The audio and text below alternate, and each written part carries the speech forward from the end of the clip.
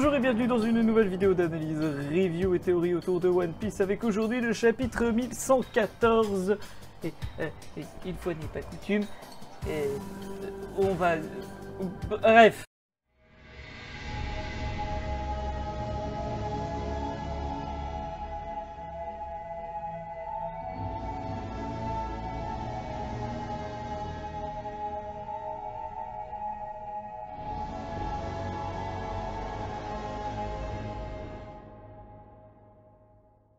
La cover nous présente Yamato face à Kinemon, expliquant un peu ce que va être son périple, c'est-à-dire faire le tour du pays de Voix, pour donner un katana dans un sanctuaire.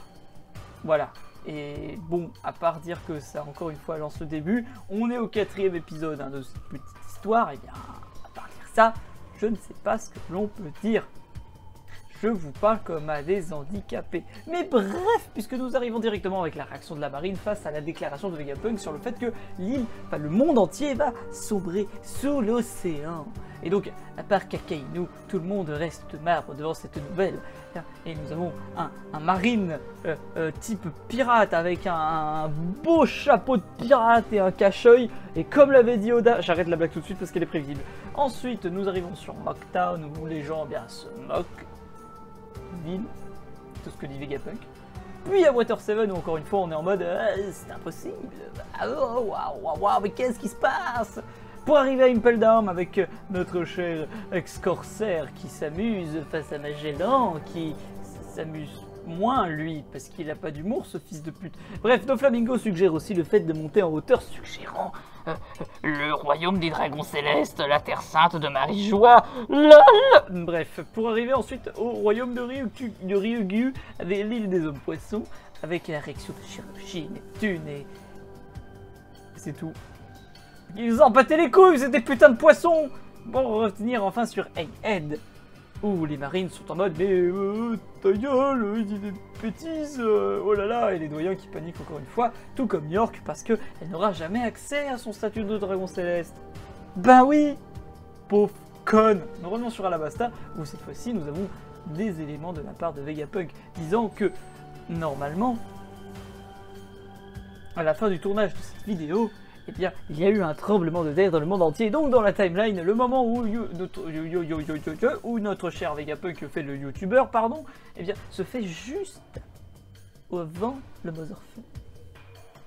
Donc, il a enregistré ça récemment. Voilà. J'ai rien de plus pertinent à ajouter. On a tous la même réaction que Smoothie, à se dire oh là là. Il a prédit ça. Oh là là. D'ailleurs, une des îles dont les dégâts se sont sentis avec la montée des eaux. Et voilà. Nous arrivons après, encore une fois, toujours pour montrer que l'enregistrement se voit au travers du monde. L'île où il y a eu le fameux David Plaque, avec le truc de... Enfin, le concours de Davy Jones, là. Pour revenir sur l'île des pirates, où des pirates un peu plus cons sont en mode « Ah, mais comment il a fait pour prédire ça ?» Je suis obligé de meubler. Bon, tout ça pour dire que, eh bien, ce tremblement de terre n'est pas naturel. Ce qui énerve Saturne, qui combat toujours les chapeaux de paille avec le Kunami, la tête de Chopper et l'attaque d'araignée de Robin. Oui, moi j'aime beaucoup cette attaque et vu que ça fait quand même pas mal de temps qu'on ne l'avait pas vu, sauf erreur de ma part, et bien je suis quand même content de le revoir. Je crois qu'on l'avait vu à Wano. Je suis plus sûr. Moi ça me rappelle juste Thriller Bark. Je sais pas pourquoi. Bref, pardon, excusez-moi pour ce petit moment d'absence. Saturne s'enfonce dans l'intérieur du dedans du laboratoire pour tomber sur le Mother Flame, qui, si je dis pas de conneries, un peu tététisé avec les aventures des nerfs, ou alors j'extrapole, on s'en fout. Tout ça pour dire que le Mother Flame, eh bien c'est littéralement une petite flamme. Une source d'énergie dite éternelle. Et puis bon, vu que ça s'appelle Mother Flame, Soleil, puis la dynamique de Nika, Aimu peut-être pour Imu, pour le lore, pour la blague, pour le lol, voilà, les ailes d'Icar, Nika, tout le bordel. Enfin, bon, voilà, c'est pas très important, à part peut-être que Saturne redevient humain et donc est un peu moins menaçant. Enfin bref, ce qui est sûr, c'est que ce morceau, ce cœur de soleil, cette flamme, est lié au robot, puisque bah, le robot est la case juste après. Donc voilà. Et puis, bah, c'est comme ça que les choses se disent. Hein, en tout cas, le monde va sombrer à cause du Mother Flame, qui est la faute, bien entendu, de Vegapunk, enfin, puisque c'est sa création. Dory Bruggy fuit toujours voir Curie avec Luffy, qui lui s'amuse, hein. Pauvre con. Et enfin, Vegapunk parle du siècle oublié, une période d'il y a 900 à 800 ans. Et donc, en Terre Sainte de Marie-Joie, les dragons célestes sont en mode ta gueule, et Imu est en mode je me tais. Et Zoro, lui, à Airbaf, est en mode